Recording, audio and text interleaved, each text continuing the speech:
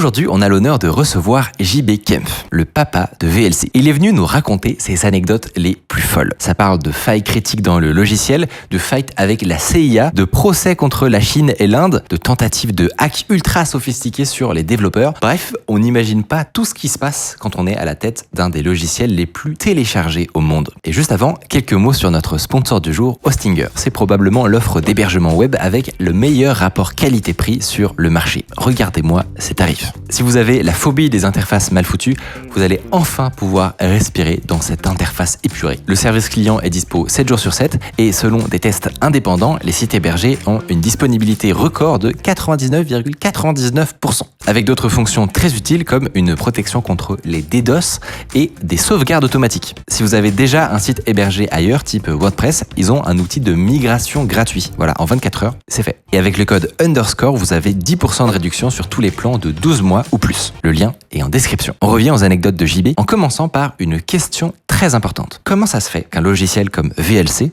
un simple player vidéo, puisse contenir des vulnérabilités critiques? Et est-ce que ceux qui l'utilisent sont en danger? Si tu regardes, il y a une faille hyper intéressante qui est arrivée l'autre fois, qui était sur Chrome.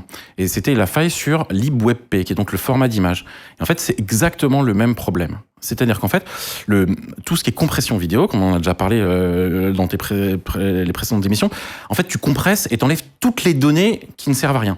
Résultat, il n'y a quasiment plus aucune donnée redondante, puisqu'on a compressé au maximum. Et donc, en fait, tu dois faire confiance aux données qu'il y a dans la vidéo. Par exemple, tu dis, la vidéo, c'est une vidéo qui fait 1 million de pixels de large et 1 million de pixels de haut.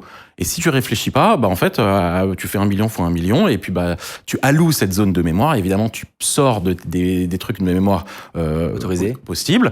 Et donc, en fait, tu fais un integer overflow. Et donc, tu t'écris ailleurs. Et puis après, tu vas lire. Mais donc, tu as alloué un espace de mémoire qui est beaucoup trop petit. Parce qu'en fait, tu as overflow, donc au lieu de faire un truc évidemment de 10 milliards, ce qui n'est pas possible en 32 bits, tu fais un truc de 5 octets, ou 10 octets. Et donc, par contre, tu continues à écrire. Tu vois, tu décompresses et donc tu écris en dehors de ta zone mémoire. Ok, donc en fait, ça vient du fait que comme tu as compressé, tu es obligé de faire confiance à tout ce qui est écrit. Donc si on te dit... Et si tu fais pas attention, en fait, c'est le problème de tout ce qu'on appelle des parseurs, globalement, c'est que tu prends des données qui sont envoyées par Internet, et tu fais confiance. Or, il ne faut jamais faire confiance. Donc en fait, le premier problème, c'est qu'écrire des parseurs, c'est difficile. Il y a des langages qui font des très bons parseurs, mais, comme on a déjà parlé, en multimédia, tu dois aller vite. J'ai 16 millisecondes pour afficher une fraise, j'en ai 16, j'en ai pas 17. Bon, c'était déjà la discussion de la fois d'avant. Et donc, t'écris en langage de bas niveau, et donc t'écris en C. Ou dans le cas de David, t'écris en assembleur. Et donc, en fait, tu perds tous les petits checks de sécurité des langages, notamment un des langages qui est fait pour écrire des parseurs de façon sécurisée, s'appelle le Rust. Mais nous, non. Et puis surtout, on l'écrit en C, voire en assembleur. Alors maintenant, tu vas me dire, d'accord, mais on sait faire des choses, on sait. Oui, c'est vrai. Sauf qu'en fait, il y a beaucoup de choses qui sont basées sur FFmpeg ou sur VLC qui ont été écrites dans la fin des années 90, début des années 2000. Et on était quand même beaucoup plus cool, on faisait quand même beaucoup plus confiance, mais surtout, on savait moins utiliser les failles de sécurité. Et donc, en fait, de par la taille du projet, qu'en fait, VLC, c'est un truc énorme. C'est monstrueux. En fait, on parle de, quand tu compares le VLC plus toutes les dépendances, on passe de 15 millions de lignes de code en C, en C++, c'est monstrueux. Et donc, l'idée qu'on va tout réécrire en Rust, par exemple, pour que ce soit assez bon, qu'il n'y ait plus de failles de sécurité. Ça n'arrivera jamais. Voilà. Et surtout, je pense qu'il y a un truc qui peut être un peu contre-intuitif, c'est on se dit, ok, il y a eu des failles critiques, par exemple, dans VLC. Moi, j'en mentionnais une ou deux. C'était, par exemple, une qui concernait les fichiers MKV, où ça marchait avec un double fichier. Et en gros, tu pouvais avoir une exécution arbitraire de code. Et je parlais d'une autre qui concernait les sous-titres. Et ça peut, intuitivement, on pourrait se dire, non, mais en fait, s'il y a une faille, c'est que c'est du code qui a été écrit par JB derrière son ordi. En fait, ça concerne directement le code de VLC. Mais c'est pas forcément aussi simple que ça, dans le sens où vous interagissez avec aussi des librairies, genre du code écrit par d'autres gens. C'est qu'en fait, le problème de VLC ou le problème de Chrome, c'est qu'en fait, dans ton process, tu as du code qui tourne, qui n'est pas le tien. Donc, auquel tu peux pas faire confiance. Donc, soit tu audites tout le code, parce que c'est open source, c'est comme VLC, on amène tout le code, mais en fait, parfois, tourne dans ton process le binaire qui est ta carte graphique, le driver de ta carte graphique, il y a une partie qui est exécutée dans ton binaire. Et quand il crache, de toute façon, toi, t'as pas le code source parce que c'est dans le driver de NVIDIA. Et là, tu fais quoi? Et donc, par exemple, je peux te dire que 80-90% des crashs de VLC, c'est dans les drivers des cartes graphiques. Et toi, tu peux rien. Non. Tu as mentionné le fait que VLC était open source. Oui. Est-ce que ça rend, pour toi, la sécurisation du logiciel et le fait qu'il y ait pas trop de failles plus simple ou plus difficile? Globalement, la réponse, c'est on n'en sait rien. Okay. C'est à peu près aussi sécurisé. Mais c'est vrai qu'aujourd'hui, il y a un petit avantage à être open source parce qu'on a développé énormément d'outils d'analyse statique, d'analyse dynamique. Et donc, on voit que c'est plutôt un positif. Mais de toute façon, il faut être très clair, hein, être open source, ça règle pas la paix dans le monde. Hein. Enfin, c'est une autre façon de développer, c'est une façon qui est à mon avis plus éthique, ça ne règle pas tous tes problèmes. Moi, je pense qu'aujourd'hui, notamment avec tous les outils d'analyse qu'on a, et notamment plein de gens qui viennent analyser ton code, avec des gens qui ont beaucoup de moyens, je pense que c'est un vrai bénéfice. Est-ce que, par exemple, tu as déjà eu des cas où des gens ont essayé de tirer profit du fait que c'était open source pour cacher des failles ou des bugs intentionnellement dans le code? Alors, je pense que oui. Je pense que ça m'est arrivé 2 fois. Une fois sur VLC, une fois sur un autre projet open source. Et comment tu peux savoir? Tu peux pas savoir. C'est dingue. Le nom du contributeur, là. Oui, parce que... Et ça s'est passé comment? Bon, il y a un contributeur qui avait contribué mais depuis quelques mois, des petits patchs. Et il envoie un patch qui est un peu plus conséquent. Et ça m'a fait tiquer. Et j'ai regardé et j'ai fait, mais t'es sûr que tu fais ça comme ça? Tu devrais l'architecturer. Et quand j'ai dit, il a fait des trucs, il y avait une partie qui bougeait pas trop, qui était la partie qui me gênait le plus. Et quand j'ai fait la remarque, il est parti. T'as le temps de regarder tout ce qui passe ou c'est parce que là, t'as trouvé ça bizarre? Ouais, bien sûr, je regarde tout ce qui se passe sur VLC. Okay. Mais ça, c'était pas le plus gênant. Il y en a eu d'autres sur d'autres projets open source multimédia, je vais pas te dire exactement le nom, mais où là, c'était clairement intentionnel. Oh, c'est badant, parce que franchement... Enfin, moi, je me mets à ta place. Tu reçois par exemple, une énorme mise à jour, un énorme patch qui vient de quelqu'un qui, en plus, a déjà établi de la confiance avant. C'est pour ça que, par exemple, dans VLC, faire confiance, quoi. Enfin, non, de toute façon, dans VLC, c'est déjà ce que j'ai dit plein de fois. Notre objectif, c'est que en fait, on est hyper relou sur la review de code et la review parce que on ne fait pas confiance aux gens de rester longtemps dans le projet. C'est pas qu'on fait pas confiance aux gens, c'est qu'on sait que statistiquement, j'ai 1000 personnes qui ont bossé sur VLC, il y en a 10 qui restent, j'ai 1% de chance que la personne reste. Donc en fait, ça veut dire à moi qui vais maintenir ton code. Donc je dois le comprendre.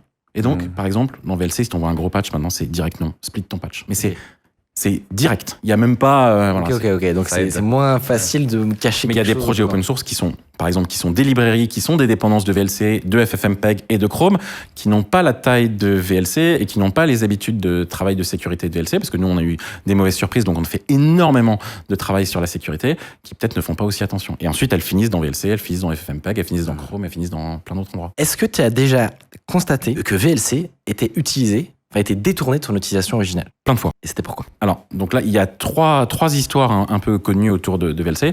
La première, c'est la CIA qui a utilisé, donc c'est une faille, enfin c'est un groupe de tools de hacking qui s'appelait Vault7, qui est sorti à l'époque de WikiLeaks, qu'on a retrouvé après WikiLeaks.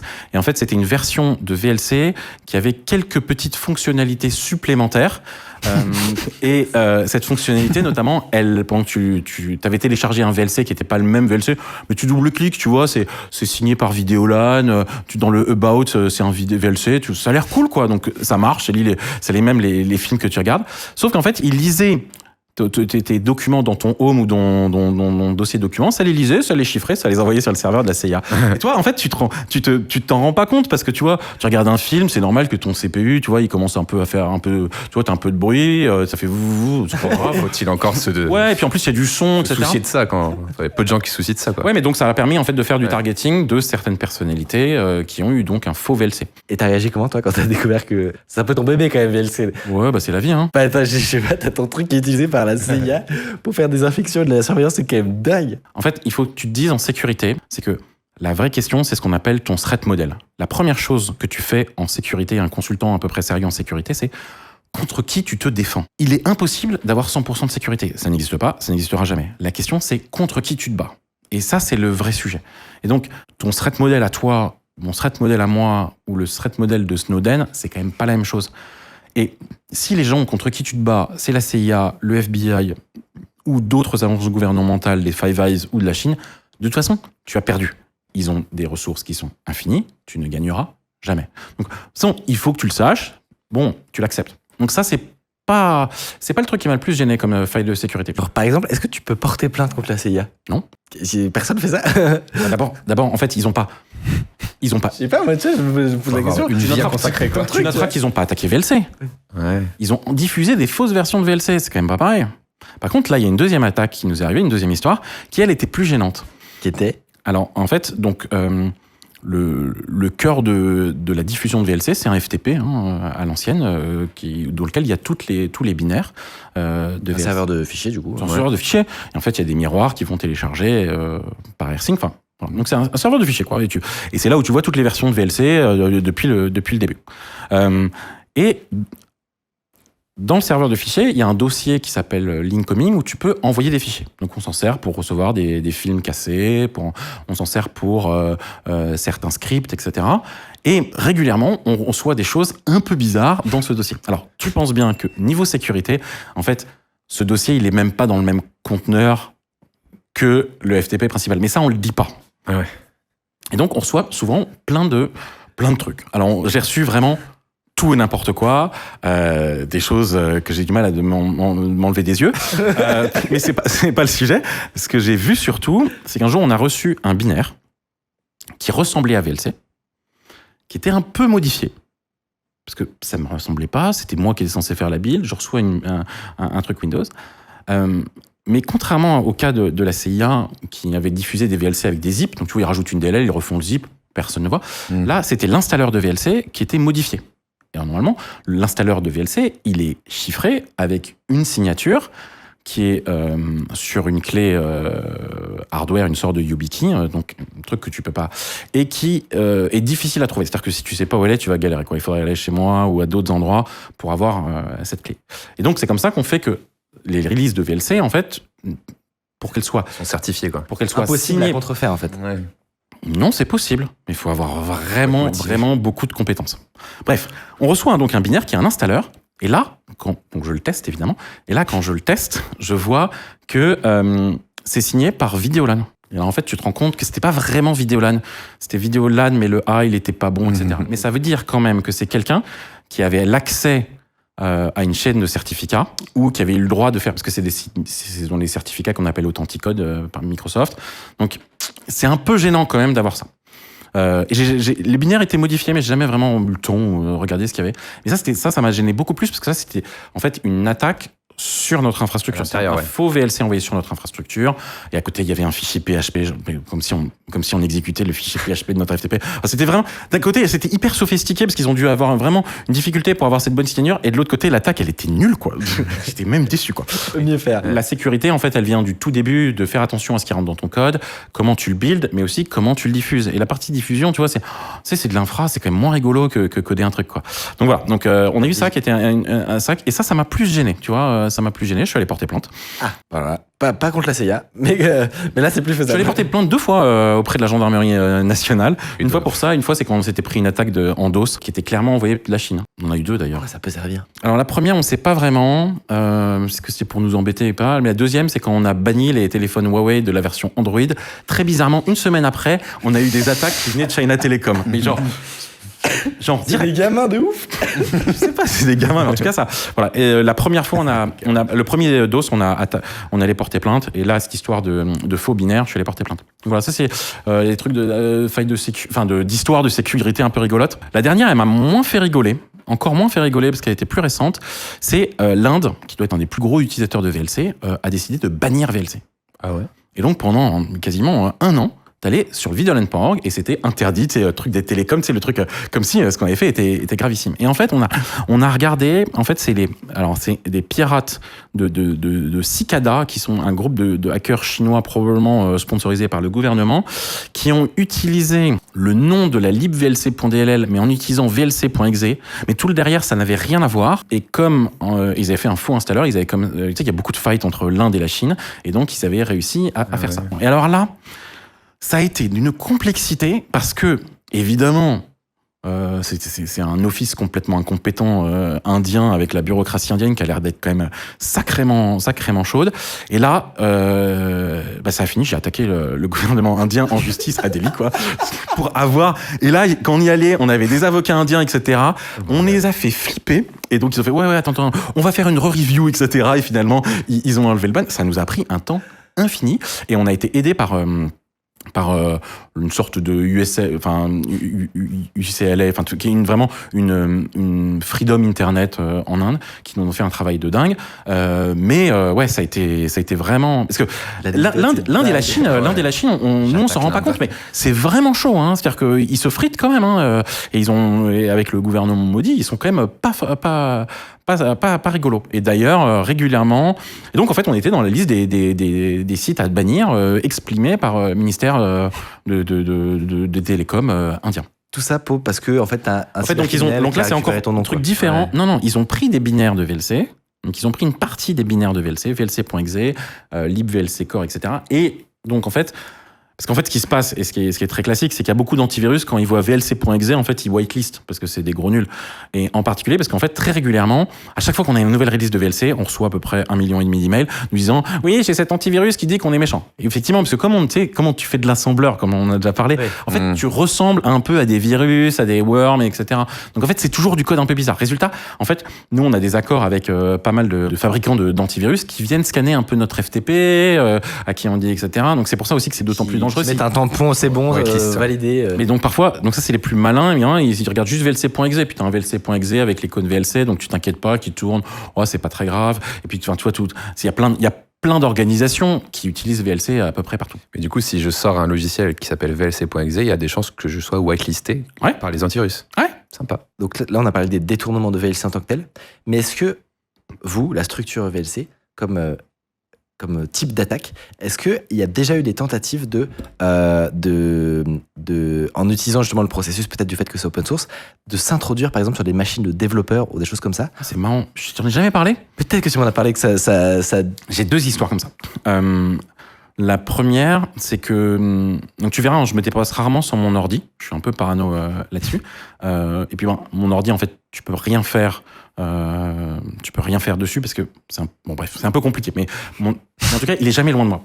Et ça m'est arrivé une fois en conf, j'étais en train de parler et je vois quelqu'un qui prend mon laptop et qui met une clé USB, et c'était clairement pas une erreur, et je ne pouvais pas sortir, je pouvais rien faire. Donc là c'était clairement une tentative d'intrusion sur mon ordinateur.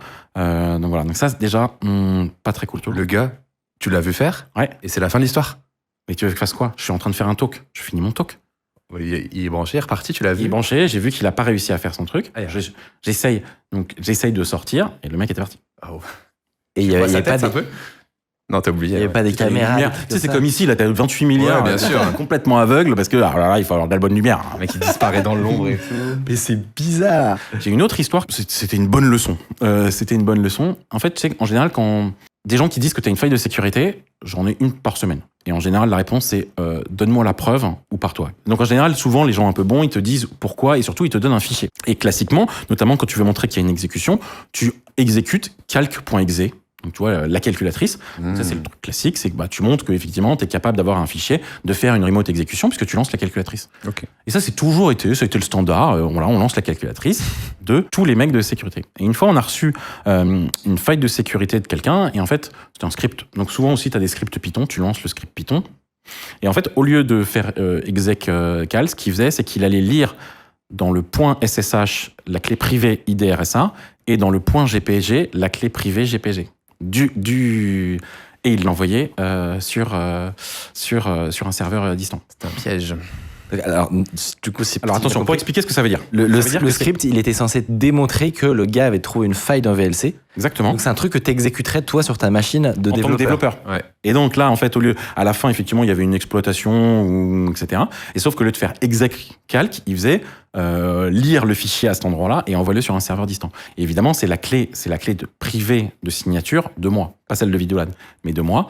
Alors pour expliquer, qu'est-ce qu'on fait avec une clé de ce genre? En fait, tu peux te faire passer pour moi. C'est-à-dire qu'en fait, tu peux envoyer des messages en disant c'est bien JB, je dis qu'il faut faire ça, quoi. Voilà. voilà. C'est pas le gars qui a mis sur le repo le faux C'est le même, de tout à l'heure. c'est le même gars. Ça, je sais rien. Il a level up entre temps. Ouais. Il se trouve que, effectivement, donc ça c'était totalement ma faute. Il se trouve que je l'ai testé sur un laptop qui était tout neuf et donc il n'y avait pas mes clés privées. Donc en fait, ça n'a rien fait. Mais depuis ce jour-là, donc c'est une bonne question de chance. Depuis ce jour-là, en fait, quand on télécharge des failles de sécurité, on fait ça dans un ordinateur jetable, une VM qui ne fait que ça, parce que effectivement, donc là voilà, c'est 2 tentatives d'intrusion qui étaient clairement, alors une clairement attaquant un des développeurs de VLC, sachant qu'il ne savait pas si c'était moi ou quelqu'un d'autre. Ouais. L'autre, je vous laisse décider. On n'est pas sûr. Non, mais c'est quand même pas rassurant parce que, bon, maintenant que tu le dis, c'est vrai que ça paraît raisonnable que si quelqu'un que tu connais pas a envoyé un script, de le lancer sur une machine dédiée. Ouais. Mais je trouve que c'est le genre de truc où ta vigilance peut baisser. Il y a quelqu'un, il est sympa, il te dit qu'il y a un bug à un endroit, il t'envoie le fichier tout propre comme d'habitude. Ouais. T'as trop envie de. Voilà, ça paraît simple. Et puis c'était il y a quelques années. Aujourd'hui, le mindset de sécurité a quand même pas mal évolué. Mais ouais. Mais surtout, donc là tu parlais de la clé GPG, la clé SSH, ça veut dire qu'il aurait pu accéder à n'importe quel serveur aussi. Non, parce que attends, quand même, avec ma clé privée, il faut quand même que tu aies ma passphrase. Hein. Oui, quand même, je suis quand même pas complètement débile. Mais ça veut dire quand même que... Il a fait la moitié du chemin, on va dire. Ouais, après il faut trouver mon mot de passe qui est un mot de passe qui est... parce que le mot de passe de passphrase, c'est des clés... tu vois, on n'est pas à 14 caractères ou 22, hein, on est quand même à beaucoup plus. Mais bon, tu vois... pas rassurant. Imagine ce qui se passe sur tous les logiciels propriétaires qui coûtent des fortunes. Tu vois, par exemple, installe Photoshop. Regarde ce que ça installe. Ça installe la planète entière sur ton ordinateur. Tu vas pas poser une question intéressante ? Bah, je t'en prie. Est-ce que les services secrets français sont venus maintenant ? Bah, j'avoue. Eh ouais, c'est quand même la question. C'est quand même la question, on parle des étrangers. On a parlé de la CIA, mais est-ce qu'effectivement, la DGSE, les services français, t'ont déjà contacté ? Je peux pas répondre à cette question. C'est bon, le TikTok est dans la boîte. Ça, je le voulais, ça là. Et pour ceux qui voudraient plus d'infos sur Hostinger, sachez que j'ai fait une review complète dispo en description où on passe en revue toutes les fonctionnalités intéressantes, notamment leur générateur de sites par IA. N'hésitez pas à aller voir ça pour vous faire un avis plus détaillé. Et si vous avez apprécié cette interview avec JB, je vous conseille vivement d'aller voir la précédente où il est venu nous parler d'un projet complètement fou qu'il développe en interne, qui s'appelle David. C'est des centaines de milliers de lignes d'assembleurs pour créer la vidéo du futur, en gros. Je vous laisse aller voir, c'était dans cette vidéo.